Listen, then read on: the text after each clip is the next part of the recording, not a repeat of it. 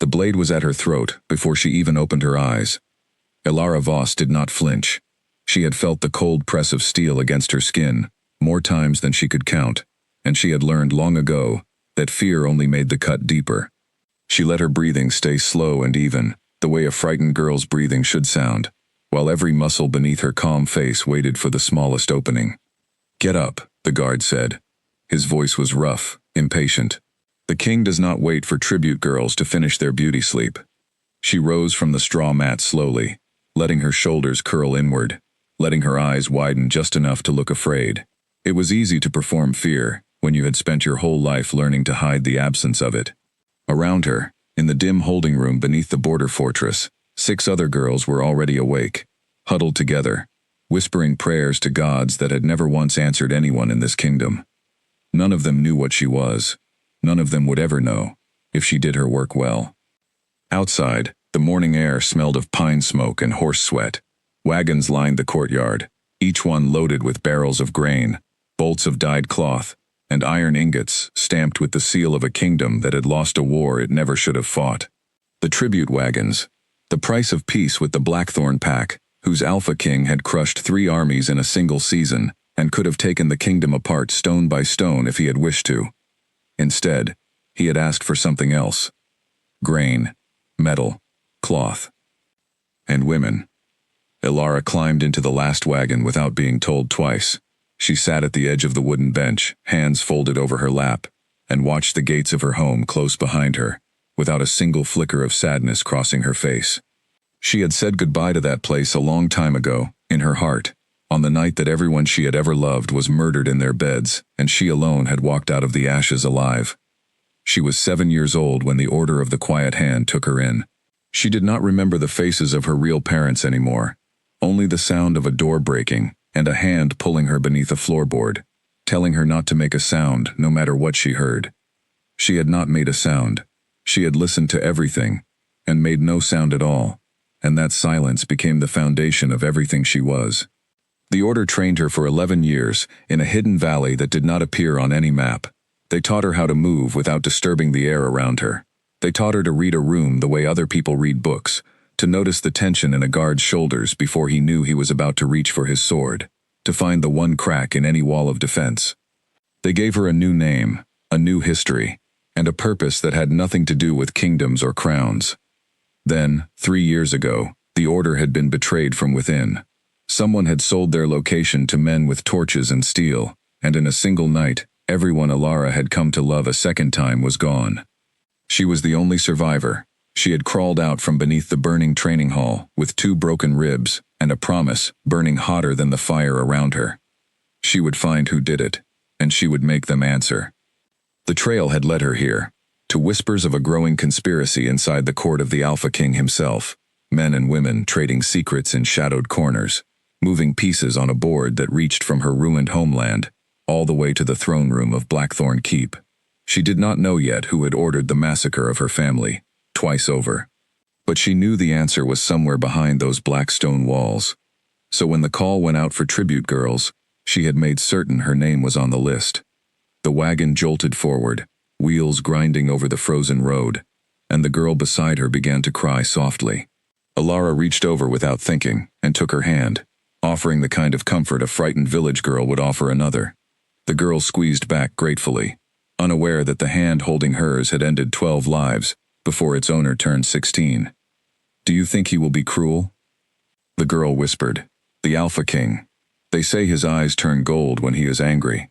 They say he tore a man's arm off with his bare hands for lying to him." "I don't know," Elara said quietly, and it was true. She did not know what kind of man waited for them at the end of this road. Every report she had gathered painted him differently. Some called him a monster who ruled through terror. Others called him a fair and exhausted man trying to hold together a kingdom that wanted him dead. She had learned not to trust rumors. She trusted only what she could see with her own eyes. The journey took 4 days. They slept in the wagons at night, wrapped in thin blankets, guarded by soldiers who barely looked at them except to count heads each morning. Elara used the time well. She listened to the guards talk among themselves, learning names, learning ranks, learning the small resentments and loyalties that always existed beneath any chain of command. She learned that the Alpha King's closest advisor was a man named Lord Garrick, who had served the previous king before him, and who many of the older soldiers did not fully trust. She learned that there had been 3 attempts on the king's life in the past 2 years, each one covered up quickly and quietly. She learned that the pack itself was fractured, some wolves loyal to Cade Ashgrave to the death, others quietly hoping for a different kind of leader. Every piece of information was a stone she placed carefully into the growing shape of a plan. On the 4th evening, Blackthorn Keep rose out of the mist like something carved from the mountain itself. It was larger than anything Alara had ever seen, black stone walls climbing 300 feet into a sky the color of a bruise, towers crowned with iron spikes that caught the last light of the setting sun. Wolves the size of horses paced along the outer walls, their eyes glowing faintly in the dusk, watching the approaching wagons with an intelligence that made even Alara's carefully controlled pulse quicken for just a moment. The other girls gasped and pressed closer together. One of them began to cry openly. Alara kept her face arranged in an expression of polite terror, the same expression she imagined every other girl in the wagon was wearing, while inside her mind moved quickly and coldly, counting guard towers, measuring the distance between torches, marking every gate they passed through. 3 walls. 2 moats, one of them fed by a mountain river that never froze even in deepest winter. Guard rotations that changed every 4 hours, based on the shifting of torchlight she could see from the road. This was not a fortress built by a foolish man. Whoever had designed these defenses understood siege warfare in a way that suggested either brilliant training or bitter experience. The wagons rolled through the outer gate, then the second, then finally into a courtyard, lit by dozens of iron braziers. Servants in gray uniforms moved quickly between the wagons, unloading crates and barrels with the efficient silence of people who had done this many times before. A tall woman, with steel-gray hair and sharp eyes, approached the tribute wagon, clipboard in hand, counting heads. 7, she said, more to herself than to anyone else. Good. Down. All of you. Quickly now. The king does not like to be kept waiting, though tonight he will not see you himself. That pleasure is reserved for tomorrow. Alara climbed down from the wagon and let herself be herded, along with the others, through a side door and down a long stone corridor lined with unlit torches. The air inside the keep was warmer than outside, but no less tense. She could feel eyes on her from shadowed alcoves, guards positioned in places that were not meant to be obvious, but that her trained eye caught instantly. Every 20 feet, a small mirror was mounted high on the wall, angled to give a watching guard a view around the corner. Clever. Someone here was afraid of assassins. Someone here had good reason to be. They were led to a wing of the keep reserved for the new tributes, a long hallway of small rooms, each one simply furnished with a bed, a wash basin, and a narrow window too small for a person to climb through. Alara noted that detail too, filing it away without any change in her expression. A woman handed each girl a plain gray dress and told them to bathe and rest, that tomorrow morning they would be presented to the Alpha King in the Great Hall, and that they should conduct themselves with respect and gratitude for the honor being given to them. Gratitude. Alara almost laughed at the word, but she kept her face soft and obedient instead, murmuring a quiet thank you as she was shown to her room. Alone at last, with the door closed and no eyes upon her, she allowed herself exactly 10 seconds of stillness. She stood in the center of the small room, closed her eyes, and let the mask fall away completely, just for a moment. Beneath the frightened tribute girl was someone else entirely, someone with a heart that beat slow and steady even now, someone who had walked willingly into the most heavily defended fortress in the known world, because somewhere within these black walls was the answer to a question that had haunted her for 3 years. Who ordered the fire? She opened her eyes, and the mask returned, smooth and complete. She crossed to the narrow window and looked out over the moonlit courtyard, watching the patrol patterns of the wolves below, memorizing the timing between each pass. In the distance, past the inner wall, a tall tower rose higher than the rest, its topmost window glowing with a single point of amber light. The king's tower, she guessed, where he sat awake even now, perhaps thinking about the 7 new girls who had just arrived to be paraded before him tomorrow, like prizes at a fair. She wondered, briefly, what kind of man he truly was. Then she pushed the thought aside. It did not matter what kind of man he was. He was a means to an end, a door she needed to walk through in order to reach the truth waiting somewhere on the other side of it. She lay down on the narrow bed and closed her eyes, and for the first time in 3 years, she allowed herself to hope that the long road of grief and silence might finally be nearing its end. Sleep came slowly, but when it did, it was dreamless. Morning arrived with a knock sharp enough to make the other girls jump. Alara was already awake, had been awake for an hour, using the quiet time to study the ceiling beams and door hinges of her small room, with the same careful attention she gave to everything. The servant who opened the door was young, barely older than Alara herself, with tired eyes and a bundle of clean dresses over one arm. "Bathe and dress quickly," the servant said. "The king wishes to see the new tributes within the hour." The bathing room was shared, a large stone chamber with steaming water piped in from somewhere deep beneath the keep, an impressive feat of engineering that told Alara this kingdom valued comfort and control over its resources far more than her own homeland ever had. The other girls chattered nervously as they washed, speculating about the king's temper, his appearance, whether he would choose any of them for himself, or simply assign them to lesser positions within the pack. Alara said little, listening more than speaking, letting the others fill the silence with their fears, while she quietly observed everything around her. The dress she was given was a deep blue, simple but well-made, the kind of garment designed to make a woman look presentable without drawing too much individual attention. Good, she did not want attention. Attention was the enemy of everything she needed to accomplish here. They were led through the keep in a single line, servants walking on either side, like a gentle sort of guard, until they reached a set of towering wooden doors, carved with images of wolves running beneath a full moon. The doors opened, and Alara stepped into the great hall of Blackthorn Keep for the first time. The room was enormous, its ceiling lost somewhere in shadow far overhead, supported by columns of black stone as thick as ancient trees. A long carpet of deep crimson ran from the doors to a raised platform at the far end, where a throne carved from a single piece of dark wood sat empty, waiting. Torches lined the walls, their flames casting long shadows that seemed to move with a life of their own. Dozens of court members stood along the edges of the room, watching the new arrivals with expressions ranging from curiosity to boredom to something colder that Alara chose not to name yet. And then the side doors near the throne opened, and the Alpha King entered. Alara had imagined many things about Cade Ashgrave. None of them matched what stood before her now. He was tall, taller than any man she had ever measured herself against, with the kind of build that suggested strength earned through discipline rather than simply given by nature. His hair was dark, cut short and practical, and his eyes, even from this distance, held a striking pale gold color that seemed to catch the torchlight and hold it. He wore no crown, only simple dark clothing that somehow commanded more respect than any jewel-encrusted robe could have.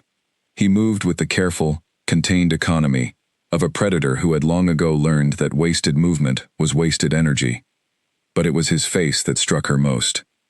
Not cruel, as the rumors had suggested, tired, guarded, a man carrying weight that had nothing to do with the crown he did not wear, and everything to do with something older, something that lived behind his eyes like a wound that had never properly healed. He crossed to the throne and sat without ceremony, and his gaze swept across the 7 tribute girls standing at the end of the crimson carpet with all the interest of a man reviewing a shipment of grain. Alara kept her eyes lowered, her posture soft and unremarkable, while every instinct she possessed studied him with total focus. "These are the tributes from the Eastern Kingdom," Lord Garrick announced, stepping forward. He was an older man, silver-haired, with sharp eyes and a voice that carried easily through the hall. 7 in total, as agreed upon in the treaty. Cade's gaze moved down the line without pausing on any single face for more than a moment. "Assign them to household duties," he said, his voice deep and even, carrying none of the cruelty the rumors had promised. "I have no interest in collecting women like trophies. See that they are treated fairly and given honest work." A murmur passed through the girls beside Alara, relief evident in their shifting postures. Alara kept her own face carefully neutral, though inside, her mind was already working through what this meant. A king who did not want tribute women for his own pleasure was either a genuinely honorable man, or a man too consumed by other concerns to care about such things. Either possibility was useful to her. Either possibility meant she would have freedom to move through the keep, to observe, to search for the truth she had come so far to find. His gaze reached her, finally, and for one brief moment, something flickered behind those pale gold eyes. Not recognition, not suspicion, simply the faintest trace of curiosity, there and gone so quickly that a lesser observer might have missed it entirely. Elara did not miss it. She filed it away with everything else, and lowered her eyes a fraction further, playing the part of a frightened girl who did not dare hold a king's gaze. But as she was led away with the others to begin her new life within Blackthorn Keep, she understood one thing, with absolute clarity. Kate Ashgrave was not what the rumors claimed him to be, and a man who was not what he seemed was either an opportunity or a danger, or both at once. She would find out which, in time. For now, she had a fortress to learn, secrets to uncover, and a promise to keep to the family the fire had taken from her. The doors of Blackthorn Keep had closed behind her. There would be no turning back now. The household wing of Blackthorn Keep was nothing like Elara had expected from a fortress ruled by wolves and war. It was orderly, quiet, filled with the low hum of servants moving through their daily tasks, carrying linens, delivering meals, tending fires in rooms that never seemed to grow cold despite the mountain winter pressing against the stone walls outside. Elara was assigned to work under a woman named Mira, the keep's head healer, a role that suited her purposes better than she could have hoped. A healer moved freely through every part of the fortress. A healer saw wounded guards, overheard whispered complaints, learned who trusted whom and who did not. Mira was sharp-eyed but not unkind, a woman in her middle years with steady hands and a habit of talking through her work, as though narrating it helped her think. She showed Elara how to grind herbs for pain, how to clean and stitch a wound, how to recognize the early signs of fever in a patient too proud to admit they were unwell. Elara learned quickly, perhaps too quickly, and she was careful to make small mistakes here and there, just enough to seem like an ordinary girl still finding her footing in unfamiliar work. "You have good hands," Mira told her on the third day, watching Elara wrap a bandage with practiced precision, before catching herself and fumbling the last fold. "Steadier than most who come through that door." "My mother was a healer," Elara said softly, the lie coming easily, worn smooth from years of use. "Before she passed." Mira's expression softened with sympathy, and she asked nothing further. Elara had learned long ago that grief was the easiest mask to wear, because no one wished to press too hard against a wound that was not their own. The days settled into a careful rhythm. In the mornings, she worked in the healer's quarters, tending to minor injuries among the guards and household staff. In the afternoons, she was sent on errands throughout the keep, delivering remedies to different wings, gathering herbs from the small garden tucked behind the eastern wall, carrying messages between departments that had not yet learned to distrust her presence. Every errand was an opportunity. Every hallway she walked was another piece of the fortress committed to memory. She learned the guard rotations by the second week. She learned which corridors led to storage rooms, and which led to more sensitive parts of the keep, sealed behind doors that required a key she did not yet possess. She learned the names and faces of the king's inner circle, Lord Garrick, the silver-haired advisor who watched everyone with calculating eyes, Captain Rowan, a broad-shouldered warrior who commanded the king's personal guard and seemed fiercely loyal, and a woman named Lady Sable, elegant and cold, who visited the keep often on matters of trade, and whose presence made even the most confident guards seem uneasy. It was Lady Sable who first caught Elara's careful attention. She noticed it during her second week, delivering a tray of remedies to a guard recovering from a training injury near the Western Hall. Lady Sable was speaking quietly, with a man Elara did not recognize, their voices low, their postures tense, in a way that had nothing to do with ordinary court business. Elara slowed her steps just enough to catch fragments of the conversation, without seeming to listen at all. "The shipment must arrive before the gathering," Lady Sable was saying. "If it is delayed again, there will be questions we cannot afford." "The border patrols have increased," the man replied. "Rowan's men are thorough." "Then find another route. I did not come this far to be undone by overcautious guards." Elara continued walking, her pace unchanged, her face arranged in the mild, unremarkable expression of a servant girl with nowhere important to be. But her mind was already working, turning the fragment of conversation over like a stone, searching for the shape hidden beneath it. A shipment, a gathering, questions that could not be afforded. It was not enough to build a full picture, but it was a thread, and threads, if followed carefully, always led somewhere. That evening, she returned to her small room and allowed herself the rare luxury of sitting quietly with her thoughts, turning over everything she had gathered so far. 3 years of searching had taught her patience beyond what most people could imagine. She did not rush. She did not force connections that were not yet ready to be seen. She simply gathered, and waited, and watched. It was nearly 2 weeks into her time at the keep when she first spoke with the king himself, and the encounter was nothing like she had expected.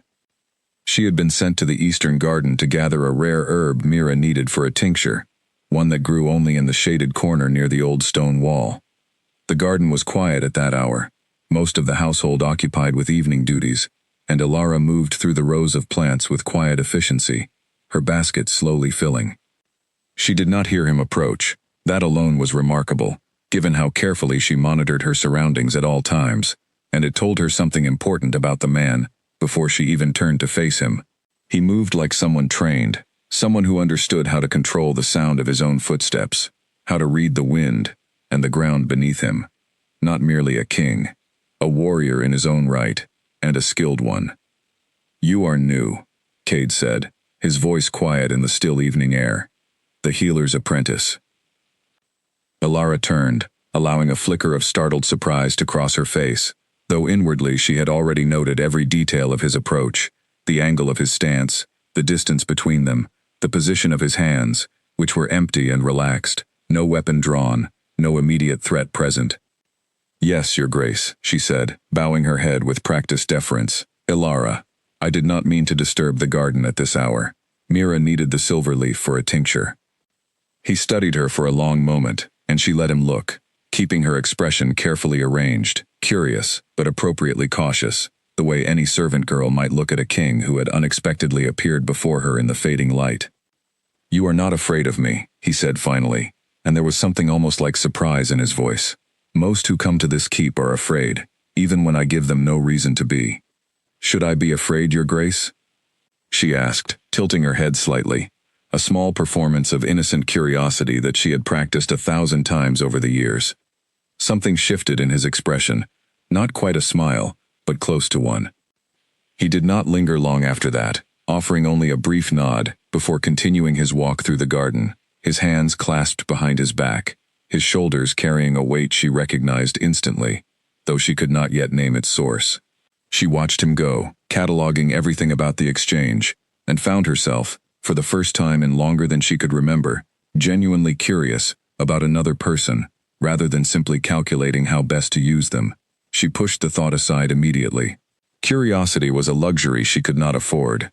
She had a purpose here, and that purpose had nothing to do with the tired eyes of a king, who moved like a warrior, and spoke like a man who had forgotten what it felt like to be trusted. But that night, lying awake in her narrow bed, she found her thoughts returning to him more than once, and she did not entirely understand why. The following days brought more small encounters, each one seemingly by chance, though Ilara began to suspect they were not chance at all. Cade appeared in the garden again 3 evenings later, and again the evening after that, always at the same hour, always with some small comment or question that seemed casual but carried, she noticed, a careful sort of attention behind it. He asked about her life before the keep, and she gave him the same careful history she had built for herself years ago. A village girl, a healer mother, a family lost to sickness rather than fire. He asked about her work with Mira, and she spoke honestly about what she had learned, careful to leave out any hint of the deeper skills she possessed. He asked, once, whether she was happy at Blackthorn Keep, and she had paused before answering, surprised by how difficult the question was to answer with a simple lie. "I am safe here," she said finally, and that, at least, was true. He seemed to accept the answer, though something in his gaze suggested he had noticed the careful way she had avoided the actual question. He did not press further, and she was grateful for that, though she also found herself, unexpectedly, wishing he had. Meanwhile, her investigation continued in the quiet hours, when no one was watching. She began mapping the movements of Lady Sable more closely, noting the pattern of her visits to the keep, the guards she spoke with most often, the storage rooms near the western wall, that seemed to receive an unusual number of deliveries at odd hours. She began to suspect that the shipment Lady Sable had mentioned was not grain or cloth, but something far more dangerous, something that had no business entering a fortress under the guise of ordinary trade. She needed more information before she could act. She needed proof, not suspicion, before she brought anything to light, and so she watched, and waited, and continued playing the part of the quiet, unremarkable healer's apprentice, while beneath that careful mask, the deadliest warrior in the known world drew closer, piece by piece, to the truth, hidden within Blackthorn Keep's ancient walls. She did not yet know that someone within those walls had already begun to watch her in return. The attack came on a night when the moon was hidden behind heavy cloud, and it began with a sound so small that most people in the keep never woke to hear it at all. Elara heard it, a single footstep on gravel that did not match the rhythm of the regular patrol, a fraction of a second too quiet, too deliberate. She was awake instantly, every trace of sleep gone from her mind before her eyes had even fully opened. She had trained herself for years to distinguish the ordinary sounds of a sleeping fortress from the sounds that did not belong, and this sound did not belong. She rose from her bed without hesitation, pulling on the plain dark cloak she kept folded beneath her mattress for exactly this kind of moment, and moved to the narrow window of her room. The courtyard below was empty, the torches burning low, the patrol nowhere in sight where it should have been at this hour. That absence told her everything. Someone had removed the guards from their post, either through violence or deception, and whoever had done it wanted a clear path through the outer wall. She was out the door, and moving through the darkened corridor before she had fully formed a plan, guided instead by instinct honed over 11 years of training and 3 years of hunting shadows across half a continent. The healer's wing was quiet, the household staff asleep, unaware of the danger creeping through their home. She moved past their doors without waking them, her footsteps making no sound at all against the stone floor, and made her way toward the outer wall where she had heard the misplaced footstep. She found the first guard slumped against the base of the wall, alive but unconscious, a dark bruise already forming along his temple. Someone had struck him quickly and efficiently, not to kill, but to clear him from the path without raising an alarm. Elara crouched beside him only long enough to confirm his pulse was steady, then continued forward, following the faint scuff marks in the frost that told her which direction the intruders had gone. There were 4 of them, she realized as she drew closer, moving in a tight formation along the inner wall, toward the tower, where she had seen the king's amber light burning on her first night in the keep.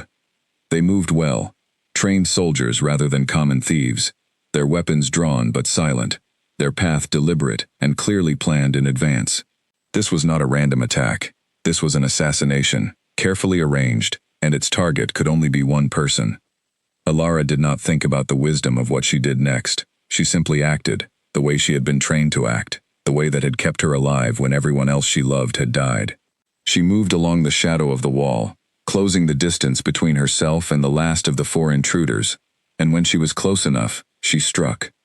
Her hand found the pressure point at the base of his neck, before he even sensed her presence, and he crumpled silently to the ground, unconscious before he understood what had happened. The remaining 3 did not notice, too focused on their approach to the tower stairs, and Elara moved to the second, repeating the same swift, silent motion, dropping him just as quietly as the first. The 3rd intruder heard something, a whisper of displaced air, and turned just in time to see her, before her strike landed. He opened his mouth to shout a warning, but she was faster, her palm driving up beneath his jaw with enough force to end the sound, before it could fully form, and he too fell into unconsciousness at her feet. The last of the 4 had already reached the tower door and disappeared inside. Elara followed without hesitation, taking the stairs 2 at a time, with a speed and silence that would have seemed impossible to anyone watching, though no one was watching, because everyone else in the keep remained asleep, unaware of the danger climbing toward their king. She reached the top of the tower just as the intruder reached the final door, a heavy wooden barrier that led into the king's private chamber. The door was already opening. Elara crossed the remaining distance in a burst of speed that left the intruder no time to react. She caught his weapon arm before the blade could fall, twisting it with practiced precision until the knife clattered to the floor, and drove him back against the stone wall with enough force to knock the breath from his lungs. He struggled, stronger than the others perhaps, or simply more desperate, and for a moment, the fight became a real contest. Blows exchanged in near total darkness, the only light coming from the amber glow spilling through the open doorway behind them. She ended it quickly, a strike to the side of his neck that dropped him to the floor in a heap, unconscious like the others before him. She stood over his still form, breathing evenly despite the exertion, and turned toward the open door of the king's chamber. Cade stood just inside, fully dressed despite the late hour, a sword already drawn in his hand, his pale gold eyes wide with an expression she had never seen on his face before. Shock, confusion, and something else, something that looked almost like recognition, as though pieces of a puzzle he had not known he was assembling had suddenly begun to fall into place. "You," he said, his voice low and rough with disbelief. "How did you—" He stopped himself, his gaze moving from her face to the unconscious man at her feet, then further down the tower stairs, where the shapes of the other three intruders lay motionless in the darkness. Understanding moved across his features slowly, each realization visible as it landed. "There were 4 of them," Ilara said quietly, her voice steady despite the adrenaline still moving through her body. "They disabled the outer guard and made for your chamber. I stopped them before they reached you." "You stopped them," he repeated, his gaze returning to her face, searching it now with an intensity that made her want to look away, though she did not allow herself to. A healer's apprentice, alone, against 4 trained soldiers. Ilara said nothing. There was nothing she could say that would explain away what he had just witnessed, no lie clever enough to account for what her body had just done in the span of a few silent minutes. She had known, somewhere in the back of her mind, that a moment like this might come eventually, that her skills could not remain hidden forever within a fortress full of trained warriors and watchful eyes. She had simply hoped it would not come so soon, before she had learned what she needed to learn, before she understood who among these people had ordered the death of everyone she had ever loved. Cade lowered his sword slowly, though he did not sheath it, his eyes never leaving her face. Behind him, the sound of running footsteps echoed up the tower stairs, as the alarm finally began to spread through the keep, guards rushing toward the commotion, with weapons drawn and torches raised. "Guard the prisoners," Cade called out over his shoulder, his voice carrying the easy authority of a man accustomed to command, even in the middle of chaos. "I want them questioned at first light. No harm comes to them until then." The guards moved to obey, securing the unconscious intruders with practiced efficiency, and within minutes, the tower had filled with light and noise and the organized activity of a fortress responding to a genuine threat. Through it all, Cade's gaze remained fixed on Ilara, and she felt, for the first time since arriving at Blackthorn Keep, that her careful mask had finally begun to slip. "Walk with me," he said, once the immediate chaos had settled into ordered response. The prisoners removed to the dungeons below, the guards dispatched to search the grounds for any further threat. It was not a request, though his tone remained gentle, and Ilara understood that refusing was no longer an option available to her. They walked together along the inner wall, away from the noise and activity still echoing from the tower, until they reached a quiet section of the ramparts, where only the wind and the distant cry of a night bird disturbed the silence between them. Cade stopped and turned to face her fully, his expression no longer shocked but carefully controlled, the look of a man weighing a difficult decision. "Who are you?" he said, and this time it was not a question asked out of idle curiosity, but a demand backed by the full weight of his authority. "Truly, not the story you gave the healer, not the frightened village girl who arrived with the tribute wagons. I have commanded warriors for 15 years, and I have never seen anyone move the way you moved tonight." Ilara stood silently for a long moment, feeling the weight of a choice she had known, somewhere, that she would eventually have to make. She could lie again, could construct some new story to explain away what he had witnessed, but she understood, looking into those pale gold eyes, that this particular lie would not hold. He had seen too much. He knew too much now to be satisfied with anything less than the truth, or at least a version of it, close enough to survive his scrutiny. "My name is Ilara Voss," she said finally, choosing her words with the same careful precision she brought to everything else in her life. "And I did not come to Blackthorn Keep simply to serve as a tribute." Cade's expression did not change, though something in his posture shifted, a stillness settling over him that reminded her, once again, of a predator assessing a situation before deciding how to act. "Then why did you come?" he said quietly. Ilara looked out over the dark mountains beyond the keep's walls, gathering her thoughts. aware that whatever she said next would shape everything that followed. Because somewhere within these walls, she said, is the answer to a question that has haunted me for 3 years, and I intend to find it, whatever the cost. The wind moved between them, carrying the last traces of smoke from the tower above, and for a long moment, neither of them spoke. Then Cade nodded slowly, as though some internal decision had been reached, though Elara could not yet tell what that decision might be. "Tomorrow," he said, "you will tell me everything.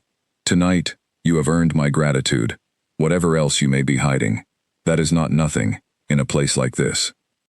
He turned and walked back toward the tower, leaving her alone on the ramparts with the wind and the distant stars, and Elara stood for a long time afterward, watching the space where he had been, wondering whether she had just made herself an ally, or an enemy, or something far more complicated than either. The prisoners were questioned at dawn, exactly as Cade had promised, though the answers they gave raised more questions than they resolved. Elara stood at the edge of the interrogation chamber, granted permission to observe by a king who seemed unwilling to let her out of his sight, for reasons she suspected went beyond simple caution. The 4 captured men gave their names readily enough under Captain Rowan's steady questioning, but when asked who had hired them, their answers grew evasive, fearful in a way that suggested something more than loyalty was keeping their silence intact. "They were paid through an intermediary," Rowan reported afterward, his broad face creased with frustration. "None of them ever saw the face of whoever gave the order. Coin delivered through a third party. Instructions passed along the same way. Whoever arranged this took great care to remain hidden." Cade's jaw tightened, and Elara noticed the way his hand curled briefly into a fist before he consciously relaxed it. "This is the 4th attempt in 2 years," he said quietly. "Each one better planned than the last. Someone within these walls is feeding information to whoever wants me dead." Lord Garrick, who had joined the interrogation partway through, made a soft sound of agreement, his sharp eyes moving thoughtfully across the room. "The pattern suggests inside knowledge, Your Grace. The guard rotation, the tower access, the timing of the attempt, these are not things an outsider could have known without help." Elara filed away every word, cross-referencing it against the information she had already gathered about Lady Sable's suspicious shipments and secretive conversations. The pieces were beginning to align into a shape she recognized, though she was not yet certain enough to speak the accusation aloud.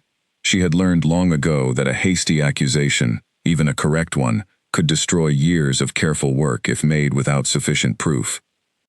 That evening, Cade summoned her to a private study on the 2nd floor of the keep, a room lined with books and maps, warmed by a low burning fire that cast long shadows across the stone walls.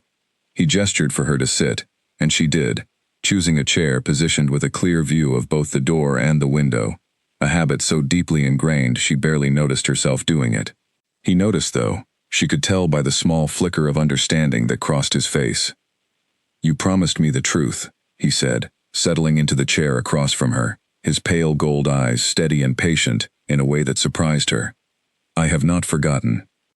Elara considered her words carefully, aware that the truth she gave him now would need to hold together under scrutiny, would need to explain her skills without revealing everything she still needed to keep hidden. "I was trained by a group of people who no longer exist," she said finally. "An order dedicated to justice, in places where ordinary law could not reach. 3 years ago, we were betrayed and destroyed by enemies within our own ranks. I am the only one who survived." Cade's expression did not shift, though something behind his eyes sharpened with focused attention. "And you believe those responsible have connections to my court?" "I believe," Elara said carefully, "that the people who destroyed everything I loved are still active, still working toward some larger purpose, and that the trail has led me here. I did not lie about wanting safety within these walls. I simply did not mention that I intended to hunt for something far more dangerous while I found it."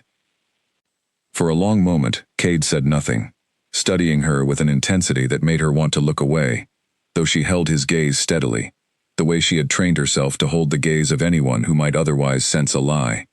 Finally, he leaned back in his chair, and something in his posture relaxed, though not entirely. 4 attempts on my life in 2 years, he said slowly. A conspiracy I have been unable to fully uncover, despite every resource at my disposal. And now, a woman with skills I have rarely seen matched, even among my most seasoned warriors, arrives at my keep, claiming to hunt the very shadows I have been chasing myself. He paused, studying her face. Either this is the greatest coincidence I have ever witnessed, or our purposes are more aligned than either of us realized when you first stepped off that tribute wagon.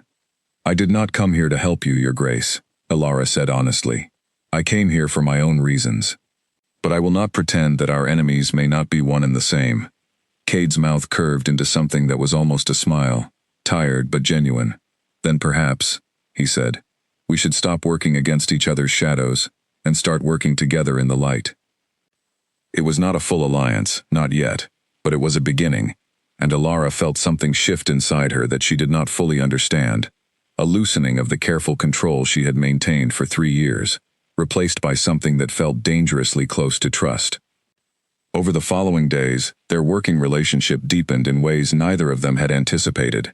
Cade began sharing what his own investigations had uncovered, fragments of information gathered over 2 years of quiet inquiry, names of merchants who had grown suspiciously wealthy, patterns of unusual trade routes, whispers overheard in taverns near the border. Elara offered her own observations in return, careful still to protect certain details of her past, but generous with everything relevant to the immediate threat they both now faced together. She noticed, too, the way the court's perception of her began to change.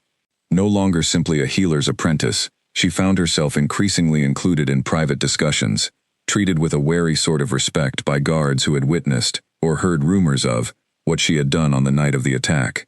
Lord Garrick, in particular, watched her with an expression she could not quite read, somewhere between curiosity and calculation, and she found herself watching him in return with equal care, wondering whether his interest was simple political caution or something more dangerous entirely. Lady Sable's visits to the keep continued, each one accompanied by the same low, urgent conversations Elara had first noticed weeks earlier, though now, she listened with sharper purpose, cross-referencing every fragment against the growing picture forming in her mind. The shipment mentioned in that first overheard conversation had not yet arrived, delayed, Elara suspected, by the same border patrols Lady Sable had complained about. But something was coming, some larger plan moving toward completion, and Elara understood that whatever it was, it would arrive soon, and when it did, everyone within Blackthorn Keep would need to be ready. She did not yet know how close that reckoning truly was, or how much it would cost before the truth finally came to light. 3 weeks after the attack on the tower, Cade summoned Elara to the training grounds at dawn, and what began as a simple request quickly became something far more revealing than either of them had expected. Captain Rowan tells me my guards have grown careless, Cade said, standing in the center of the packed dirt yard, a training sword resting easily in his hand. Around them, a handful of soldiers had gathered, drawn by curiosity rather than command, watching with interest as their king addressed the quiet healer's apprentice who had, according to whispered rumors, single-handedly stopped 4 trained assassins in the dark. I would like to see for myself what you are capable of. Elara understood immediately that this was not a simple sparring exercise. This was a test, carefully constructed, meant to reveal whatever truth still remained hidden beneath the careful mask she had worn since first arriving at the keep. She could refuse, could claim exhaustion or unfamiliarity with weapons, could continue the careful performance that had protected her for so long. But something in Cade's steady gaze told her that refusal would cost her more than the truth ever could. As you wish, Your Grace, she said, and accepted the wooden training blade offered to her by a nearby guard. They circled each other slowly at first, Cade testing her with careful, measured strikes that she deflected with practiced ease, still holding back the full extent of her ability, still performing a version of competence that fell short of the truth. But Cade was skilled, more skilled than she had anticipated, his strikes growing faster and more complex as the exercise continued, and she found herself needing to draw on more and more of her actual training, simply to avoid being struck. The gathered soldiers watched with growing fascination, as the exchange intensified, Cade's movements sharp and controlled, Elara's responses increasingly fluid and precise, until finally, in a moment of genuine challenge, she stopped holding back entirely. Her blade moved almost too quickly for the watching eyes to follow, a series of strikes and parries that ended with the tip of her wooden sword resting lightly against Cade's throat, close enough that a real blade would have ended the exercise permanently. The training yard fell utterly silent, every soldier present staring at the scene before them with open astonishment. Cade looked down at the blade against his throat, then up at her face, and something in his expression shifted into an emotion she had not expected to see there. Not anger, not wounded pride, something closer to genuine wonder. "I have not been bested in single combat since I was 17 years old," he said quietly, lowering his own weapon slowly. "Not once, in 20 years of training and war." Alara withdrew her blade and stepped back, aware of the many eyes watching them both, aware too of the way her heart had begun beating faster, not from exertion, but from something else entirely, something that had nothing to do with training, and everything to do with the way Cade was looking at her now. "You held back," he said, once the gathered soldiers had begun to disperse, murmuring among themselves, and the two of them were left standing alone in the quiet training yard. "Even now, I suspect. What I saw was impressive, but I do not believe it was everything." "No," Alara admitted quietly. "It was not everything." "Will you tell me the rest, someday?" he asked, and there was something in his voice that was not quite a demand, something gentler, more curious, that made the question feel different from all the ones that had come before it. "Someday," Alara said, and found, to her own surprise, that she meant it. Their afternoons began to follow a new pattern after that. Cade would find reasons to seek her out, questions about the herbs Mira had taught her to identify, requests for her observations on matters of court politics that she had, despite herself, developed keen insight into over her weeks at the keep. Alara found herself, more and more, looking forward to these encounters, a feeling that unsettled her, precisely because it was so unfamiliar. She had spent 3 years allowing herself to feel nothing beyond the singular focus of her mission, and the warmth that grew, slowly and carefully, between herself and the Alpha King, threatened the careful control she had maintained for so long. She told herself, repeatedly, that it did not matter, that her purpose here remained unchanged, that whatever she felt toward Cade Ashgrave was simply a complication to be managed, not a truth to be embraced. But late at night, lying awake in her narrow bed, she found it increasingly difficult to believe her own careful reasoning. The danger, however, had not paused simply because her heart had grown complicated. 2 weeks after the training yard incident, Alara was sent on an errand to the Eastern Market, a rare trip beyond the keep's walls to purchase herbs that could not be grown in the mountain climate. She traveled with a small escort of guards, and the journey passed without incident until they reached the edge of the marketplace, where she noticed a familiar face among the crowd, a man she recognized from Lady Sable's shadowed conversations weeks earlier. She followed him at a careful distance, leaving her escort behind under the pretense of examining a merchant's stall, and watched as he met with 2 other men near the edge of the market, their conversation low and urgent. She could not hear every word, but the fragments she caught confirmed her growing suspicions. A shipment, a gathering, a date, spoken quietly but clearly enough for her trained ear to catch. The night of the winter gathering, when the pack's leadership would assemble within the Great Hall for the traditional midwinter ceremony, leaving certain sections of the keep more vulnerable than usual. She returned to the keep that evening with her purchases and her new information, and found Cade waiting in the private study, where their conversations had increasingly come to take place. "There will be an attempt during the winter gathering," she told him without preamble, watching his expression harden as the implications settled over him. "I do not yet know the full scope of the plan, but the timing is deliberate. Whoever is behind this intends to strike when the ceremony leaves your defenses stretched thin." Cade was quiet for a long moment, his jaw tight with the particular anger of a man who had grown weary of enemies he could not see clearly enough to fight directly. "The gathering is in 11 days, he said finally. "That does not give us much time." "It is enough," Alara said, "if we use it well." He looked at her then, and something passed between them that went beyond simple alliance, something that felt, in that quiet room with the fire burning low and the winter wind pressing against the windows outside, dangerously close to trust, freely given, rather than carefully calculated. 11 days, he repeated softly. "Then let us make certain we are ready for whatever comes." Neither of them yet knew how close the danger had already grown, or how many familiar faces within the keep's walls would prove, in the days ahead, to be something other than what they had always seemed. The 11 days before the winter gathering passed in a blur of quiet preparation, and with each passing day, Alara felt the careful walls she had built around herself growing thinner, more difficult to maintain. She and Cade worked closely together during that time, reviewing guard rotations, identifying weak points in the keep's defenses, quietly reassigning trusted soldiers to positions that would matter most if the threatened attack came to pass. It was careful, methodical work, the kind Alara excelled at, and she found a strange comfort in applying her skills openly, for the first time in years, no longer forced to hide the full extent of her training behind a mask of innocence. But it was the quieter moments between their planning sessions that unsettled her most. A shared meal in the private study, the fire crackling low while they discussed matters that had nothing to do with conspiracy or danger.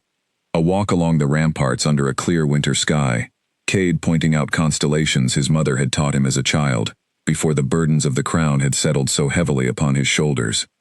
A moment, brief but unmistakable, when their hands brushed together while reviewing a map spread across the study table, and neither of them pulled away as quickly as caution should have demanded.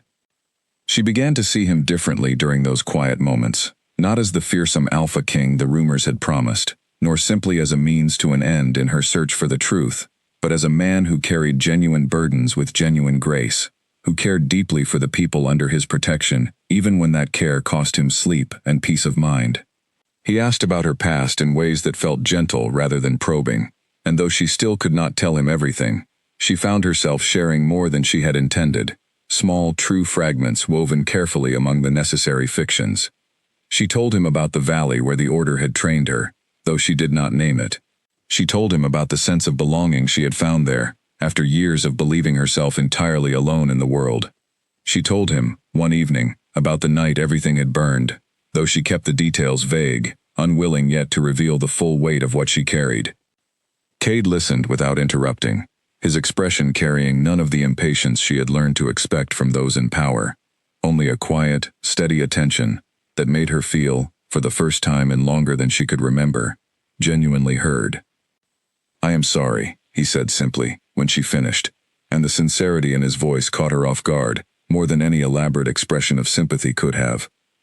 "You have lost people too," she said quietly, watching the way his expression tightened almost imperceptibly. "I have seen it in your eyes since the first day I arrived." Cade was quiet for a long moment, staring into the fire. "My brother," he said finally. "He ruled before me, killed by the same shadows I have been chasing for 2 years, though I did not understand the connection until recently. He trusted the wrong people, and it cost him everything." Understanding moved through Alara like a physical weight settling into place. "That is why you trust so few people," she said softly. "That is why," Cade agreed. "I have found it strange, these past weeks, how much I have come to trust you." The words hung between them in the quiet room, heavier than either of them seemed prepared to address directly. Alara felt her carefully maintained composure waver, felt the pull of something she had spent 3 years refusing to allow herself to feel, and for a moment, she considered telling him everything, the full truth of who she was, and what she had come to Blackthorn Keep to find. But the moment passed, interrupted by a soft knock at the study door, and the arrival of Captain Rowan with an urgent report regarding the gathering preparations, and the opportunity slipped away before either of them could act upon it. It was 2 days before the gathering, when Alara first noticed something that made her careful trust begin to fracture into suspicion. She was reviewing the guest list for the ceremony, cross-referencing it against the guard assignments Cade had approved, when she noticed a small inconsistency in the paperwork, a section of the Eastern Hall that had been quietly removed from the standard patrol rotation, without any clear explanation recorded in the official documents. She brought the discrepancy to Captain Rowan, who examined the paperwork with a frown. "This was authorized by Lord Garrick," Rowan said slowly, studying the signature at the bottom of the page. "He said the section was being prepared for additional storage during the gathering, extra chairs and supplies for the increased number of guests." It was a plausible explanation, the kind of mundane administrative decision that occurred constantly within a fortress the size of Blackthorn Keep, but something about it nagged at Alara's careful instincts, a small wrongness she could not yet fully articulate. She thanked Rowan and continued her review of the preparations, but she found herself, over the following hours, quietly investigating the Eastern Hall on her own, using the excuse of gathering herbs from the nearby garden to justify her presence in that section of the keep. What she found there confirmed her growing unease. The section that had been removed from patrol rotation was not being prepared for storage at all. It sat empty, dusty, clearly untouched by any recent activity. And more troubling still, she noticed a small door near the rear of the hall that led toward a section of the outer wall she had not previously mapped. A section that, according to her careful memory of the keep's defenses, should not have existed at all. She returned to the study that evening intending to share her discovery with Cade, but found him already occupied with Lord Garrick, the two men discussing final arrangements for the gathering in low, focused voices. Elara paused at the door, unnoticed by either man, and something in Garrick's posture, the careful way he avoided certain topics, the slight tension in his shoulders when the Eastern Hall was briefly mentioned, sent a chill of recognition through her that she had not felt since the night her family's ashes still smoldered around her. She had seen that particular kind of careful tension before, in the men who had come to burn down everything she loved, in the traitor whose face she had never seen, but whose presence she had learned to recognize in the careful, calculated stillness of someone hiding something far more dangerous than simple political maneuvering. She did not yet have proof. But for the first time since arriving at Blackthorn Keep, Elara Voss found herself looking at someone within its walls and seeing, unmistakably, the shape of an enemy. Elara spent the following day in careful, quiet investigation, aware that a single misstep could alert Lord Garrick to her suspicions before she had gathered enough proof to act. She reviewed old records in the Keep's archive, under the pretense of researching herbal remedies, cross-referencing the Eastern Hall's original architectural plans against the current structure, and confirmed what she had already begun to suspect. The hidden door she had discovered led to a passage that did not appear on any official map of the Keep, a passage that connected, through a winding route beneath the outer wall, to a small cave system in the mountainside beyond. It was, she realized with growing certainty, an escape route, or an entry point, deliberately concealed and known only to whoever had commissioned its construction. Given the timing of its removal from the guard rotation, given Lord Garrick's careful evasion of the topic, given the tension she had witnessed in his posture, the conclusion seemed unavoidable, however much she wished to be wrong. She brought her findings to Cade that evening, laying out the architectural records alongside her own observations, with the same careful precision she brought to every piece of evidence she had ever gathered. Cade listened in grim silence, his expression darkening with each new detail, until finally he sat back in his chair, running a hand through his hair with obvious frustration. "Garrick has served this family for 30 years, he said quietly. He served my father before me, and my brother after him. I trusted him with everything after my brother's death, more than I have trusted anyone else in this keep. I know this is difficult to hear," Elara said gently, understanding the particular pain of discovering betrayal in someone long trusted, having lived through her own version of that exact wound. "But the evidence is difficult to explain any other way." Before Cade could respond, a commotion erupted in the corridor outside the study, raised voices and hurried footsteps that drew both of them immediately to their feet. The door burst open moments later, revealing Captain Rowan, his face pale with an urgency that told Elara instantly that something had gone terribly wrong. "Your Grace," Rowan said, his breathing quick from running. "Lord Garrick has been found near the Eastern Hall, and he is not alone.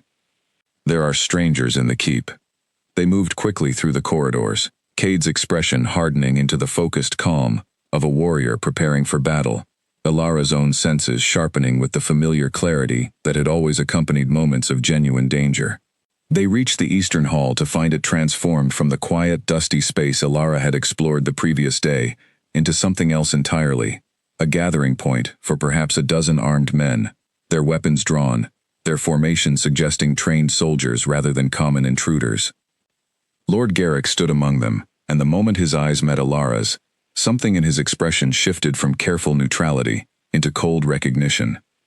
"The Nightshade Blade," he said, his voice carrying clearly across the tense silence of the hall. "I had heard rumors that one survivor remained from the Quiet Hand, though I confess I did not expect to find her serving tea to my king."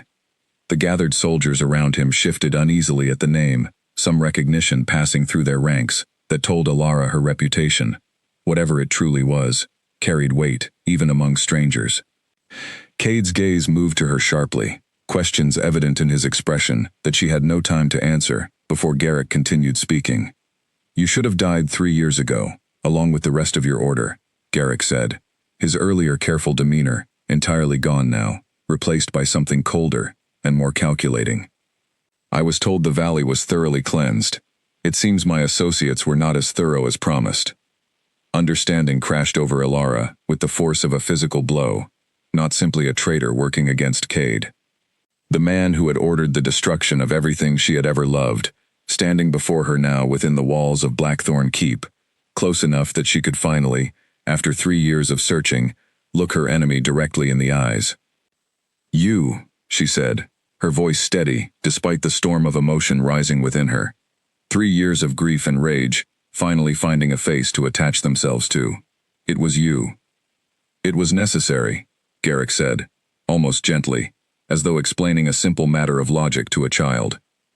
"Your order was becoming a problem, meddling in affairs that did not concern them, threatening arrangements that had taken decades to construct.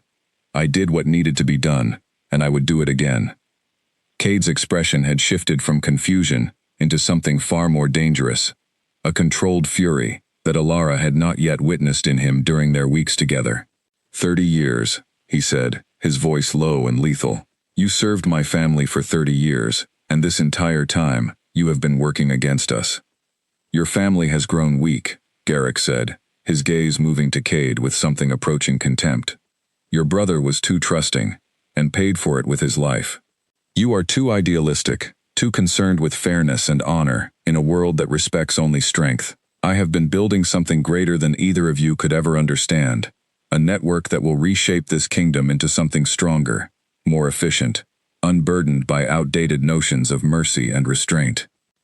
"And the shipment," Elara said, pieces continuing to align in her mind, even as the confrontation unfolded around them. "The gathering. This was never simply about killing Cade. You intend to use tonight's ceremony as cover for something far larger." Garrick's expression confirmed her suspicion before he spoke a single word in response, and the soldiers around him began to shift into more aggressive positions, weapons raised, the careful diplomatic tension of the confrontation finally beginning to break toward open conflict. "I had hoped to handle this more quietly," Garrick said, drawing his own blade with the calm precision of a man who had planned this moment carefully. "But it seems the time for subtlety has finally passed." Elara felt the familiar clarity settle over her mind as the first of Garrick's soldiers lunged forward, the careful mask of the healer's apprentice falling away completely for the first time within these walls, replaced by the deadly precision of everything she had trained to become across 11 years, in a hidden valley that no longer existed. Beside her, Cade drew his own weapon, and for the first time since her arrival at Blackthorn Keep, the king and the warrior he had not known he was harboring within his own household stood ready to fight together against a common enemy. The battle for the Eastern Hall had begun, and Elara understood, with the same clarity that had guided every decision of her carefully hunted life, that everything she had been searching for, across 3 long years of grief and patience, had finally arrived at this single, decisive moment.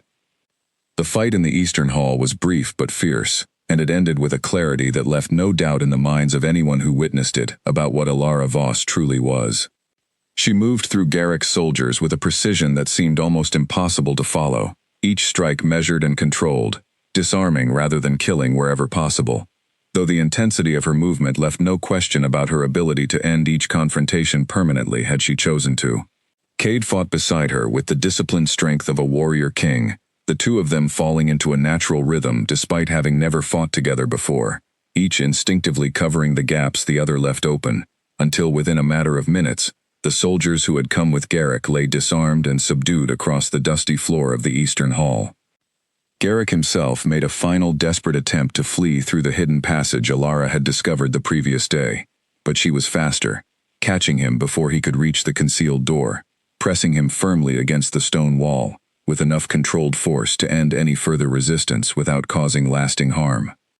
"You will answer for everything," she said quietly, her voice carrying a coldness that surprised even her. 3 years of carefully controlled grief, finally finding its release. "Every life your betrayal cost. Every family destroyed for the sake of your ambitions." Garrick said nothing further, his earlier confidence entirely drained away, replaced by the sullen silence of a man who understood his careful plans had finally collapsed around him. The keep's remaining guards arrived moments later, summoned by the earlier commotion, and quickly secured the captured soldiers and their fallen leader, leading them away toward the dungeons beneath the keep. Cade watched them go with an expression that mixed relief with a deeper, more complicated grief. The pain of discovering betrayal in someone he had trusted for so many years, still fresh and raw, despite the victory they had just achieved. 30 years, he said quietly, once the hall had emptied, and only Alara remained beside him. I do not know how I failed to see what he truly was. He was careful, Alara said gently. The people who do the most damage are always the ones who learn to hide it best. I have spent 3 years hunting people like him, and even I did not suspect him fully until these past few days. Cade turned to face her then, his expression shifting from grief into something more focused, the questions that had been building since Garrick had spoken her name, finally demanding answers. The Nightshade Blade, he said. That is what he called you. What does it mean? Alara was quiet for a long moment, aware that the time for careful half-truths had finally passed entirely. She owed him, after everything they had shared, and everything they had just survived together, the complete truth of who she was. It is a name my order gave me, she said finally. After I completed my training, I was raised from childhood by a group called the Quiet Hand, an order dedicated to hunting corruption and cruelty in places where ordinary justice could not reach. We operated in secret, moving between kingdoms, correcting wrongs that would otherwise have gone unpunished. I was among the most skilled they ever trained. And 3 years ago, Cade said slowly, understanding building in his expression, Garrick had them destroyed. Everyone I loved, Alara said, and for the first time since arriving at Blackthorn Keep, she allowed the full weight of that grief to show plainly on her face. No mask, no careful performance, simply the raw truth of a wound that had never fully healed. I was the only one who survived. I have spent 3 years searching for the person responsible, following every thread, every rumor, until it led me here. To me, Cade said quietly. To this keep, Alara corrected gently. I did not know, when I arrived, that the trail would lead me to someone close enough to trust you completely. And I did not know, she added, more softly still, that I would come to care for you as much as I have, somewhere along this careful search for the truth. Cade closed the distance between them slowly, giving her every opportunity to step away if she wished, though she did not move. I have known for weeks, he said quietly, that whatever you truly were, I did not want you to leave this keep. I told myself it was simply gratitude, or curiosity, or the natural respect one warrior holds for another, but it was never only that. No, Alara agreed softly. It was never only that for me either. The quiet moment between them stretched on, filled with everything they had both been careful to avoid acknowledging directly across the weeks of their growing partnership, until finally, Cade reached out and gently took her hand, an act so simple and yet so significant that Alara felt something within her, some final piece of the careful armor she had worn for 3 years, finally begin to soften. But the danger, they both understood, had not yet fully passed. Garrick's capture had revealed the depth of the conspiracy against Cade's rule, but it had not revealed its full scope, nor had it eliminated the larger threat still moving in the shadows beyond the keep's walls. Lady Sable's involvement remained unproven but deeply suspected, and the winter gathering, now only 2 days away, still carried the promise of danger neither of them could afford to ignore. We captured Garrick, Cade said, his tone shifting back into the focused calculation of a leader assessing a continuing threat, but he was clearly working with others. The shipment you mentioned, Lady Sable's involvement, this is far from finished. No, Alara agreed, her own focus sharpening once again despite the tender moment that had just passed between them. This is only the beginning of the true fight. Garrick built the foundation, but someone else is constructing the larger structure above it. We need to understand exactly what is planned for the gathering, and we need to be ready for it. Together, they turned their attention back to the urgent work still ahead of them, the warmth of their growing bond now woven together with a shared determination to protect everything both of them had come to value, whatever the final cost of that protection might prove to be. The interrogation of Garrick's captured soldiers, conducted carefully over the following day, confirmed everything Alara and Cade had feared. The conspiracy extended far beyond Garrick alone, connected to a network of corrupt nobles and mercenary commanders who had been quietly gathering resources and influence across the northern territories for years, using Garrick's position within the keep as their primary source of inside information. Lady Sable, it was confirmed, served as the network's chief coordinator, and the delayed shipment Alara had overheard weeks earlier was not grain or cloth at all, but weapons, smuggled in pieces through legitimate trade routes, and assembled quietly within a hidden storehouse in the northern territories. The plan, as it finally became clear, was ambitious and dangerous in equal measure. During the winter gathering, when the keep's leadership would be assembled in the Great Hall for the traditional ceremony, a force of mercenaries disguised as merchants and travelers would infiltrate the keep through the hidden passage Garrick had maintained, while a larger force waited beyond the outer walls, ready to storm the fortress the moment the gates were compromised from within. With Cade and his most loyal commanders eliminated during the ceremony, the conspiracy intended to install a puppet leader, sympathetic to their cause, seizing control of the Blackthorn Pack and the vast territories it commanded. "They mean to take everything," Cade said grimly, reviewing the captured plans laid out across the study table, "in a single night." "Then we do not let them," Alara replied, already working through the possibilities with the same careful precision she brought to every challenge. "We know their plan now. That advantage belongs to us." Over the following day, they worked tirelessly to prepare a defense that would appear, to any outside observer, entirely unchanged from the keep's normal preparations for the gathering. Captain Rowan, brought fully into their confidence, quietly repositioned trusted soldiers throughout the keep, disguising the adjustments as routine ceremonial preparations. Alara personally oversaw the sealing of the hidden passage, though she left visible signs suggesting it remained undiscovered, hoping to lure the infiltrating force into a trap of their own making, rather than alerting them to the fact that their plan had been compromised. The night of the winter gathering arrived, with a heavy snowfall that blanketed the mountains in white, torches lining the courtyard and Great Hall casting warm light against the falling snow. The traditional music and celebration proceeding exactly as it had for generations before, giving no outward indication of the danger waiting to unfold. Alara moved through the crowd in a formal gown provided for the occasion, her trained eyes constantly scanning for any sign of the infiltrators they knew were somewhere among the gathered guests, while Cade presided over the ceremony with practiced calm, giving no hint to watching eyes that he understood the true danger of the evening ahead. The attack began just after midnight, exactly as their intelligence had predicted. A small group of disguised mercenaries, slipping away from the main gathering and moving toward the eastern hall, believing the hidden passage remained their secret advantage. Alara was waiting for them, along with a contingent of Rowan's most trusted soldiers, and the confrontation that followed was swift and decisive, the infiltrating force overwhelmed before they could send any signal to their allies waiting beyond the walls. But Lady Sable, watching from within the Great Hall itself, sensed quickly that something had gone wrong when no signal came, and her expression shifted from calm celebration into cold calculation as she began moving quietly toward the hall's side exit.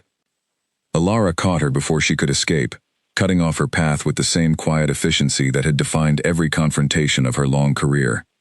"The passage is sealed," she said quietly, close enough that only Lady Sable could hear her words over the continuing music and celebration around them. "Your infiltrators are captured. Whatever signal you were waiting for will not come."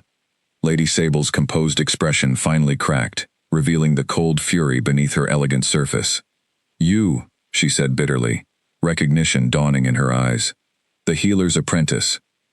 I should have seen through you weeks ago."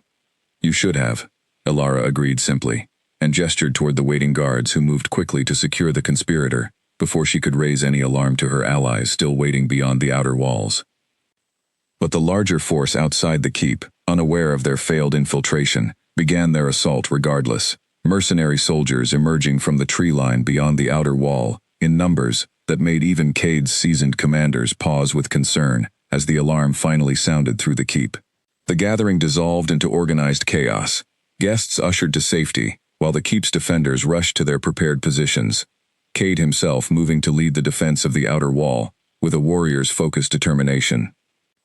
Alara fought alongside him through the long night that followed, the two of them moving together, with a coordination that seemed almost impossible for warriors who had known each other only a few short months, each covering the other's vulnerabilities, each anticipating the other's movements with an instinct that went beyond simple training. Around them, the keep's defenders held their positions with disciplined courage, the careful preparations of the previous days, proving their worth as the attacking force found every advantage they had counted on, already stripped away. The battle raged for hours, the mercenary force pressing hard against the walls before the mountain's harsh winter, and the keep's prepared defenses finally began to turn the tide decisively in Cade's favor. As dawn approached, the attacking force, having lost their element of surprise and facing mounting losses, began a disorganized retreat back into the mountains, pursued by Rowan's cavalry until the immediate threat had been fully driven from Blackthorn territory. Alara stood beside Cade on the outer wall as the first light of morning broke over the retreating enemy, both of them exhausted but victorious, the conspiracy that had threatened everything finally broken beyond any hope of recovery. Below them, in the courtyard, soldiers moved among the fallen, tending wounds and securing prisoners, the long night of danger finally giving way to the quiet relief of survival. "It is over," Cade said quietly, though there was a weariness in his voice that spoke of everything the victory had cost, the trusted advisor revealed as betrayer, the months of hidden danger finally brought fully into the light. "It is over," Alara agreed, and felt, for the first time in 3 long years, the weight of her singular purpose finally begin to lift from her shoulders, replaced by something she had almost forgotten how to recognize. And beside it, something warmer still, something she had found unexpectedly within the black stone walls of a fortress she had entered, only to hunt for grief and justice, and had left instead having found something she had never thought to look for. Spring came slowly to the mountains surrounding Blackthorn Keep, the heavy snows gradually giving way to the first green shoots of new growth along the outer walls, and with the changing season came a changing court, rebuilt from the wreckage the conspiracy had left behind.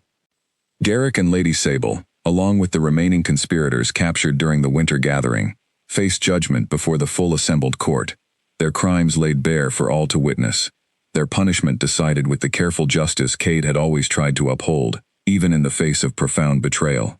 The network they had built across the northern territories was systematically dismantled over the following weeks, corrupt nobles exposed and removed from positions of influence, mercenary commanders driven from the borders they had threatened to breach. Alara worked closely with Cade throughout the process, her unique skills and insight proving invaluable as they worked together to root out every remaining thread of the conspiracy, ensuring that the peace they had fought so hard to secure would not be undermined again by hidden enemies.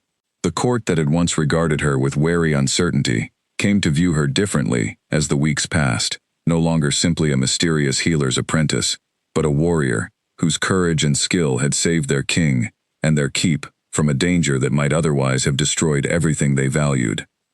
She continued her own quiet investigation as well, using the resources now available to her as a trusted member of Cade's inner circle to trace the final threads connecting Garrick's betrayal to the destruction of her order 3 years earlier. Though Garrick had ordered the attack, she learned, he had acted at the direction of forces even further removed, ambitions that stretched back further than she had originally understood. And though the full truth would take further searching to uncover completely, she finally possessed enough answers to lay the deepest of her grief to rest. She visited the ruins of her order's valley one final time that spring, traveling there with Cade's blessing and, at his quiet insistence, his company as well. They stood together among the overgrown foundations of the training hall where she had spent 11 years learning to become the person she was, and Alara spoke, for the first time, the names of everyone she had lost that terrible night 3 years earlier, honoring their memory, not with grief alone, but with the quiet promise that their teachings would live on through everything she continued to do. "They would be proud of you," Cade said quietly, standing beside her, as the spring wind moved through the ruins around them. "Not simply for what you have accomplished, but for who you have chosen to become, despite everything you lost." "I could not have found this peace alone," Alara admitted, turning to look at him fully, 3 years of careful solitude finally giving way to something she had never expected to find again. "You gave me a reason to put down the weight I had carried for so long." They returned to Blackthorn Keep together, and in the months that followed, The bond between them deepened into something the entire court came to recognize and celebrate. A partnership built not on the political necessity that had first brought Alara to the keep's gates, but on genuine trust and respect, earned through shared danger and shared healing.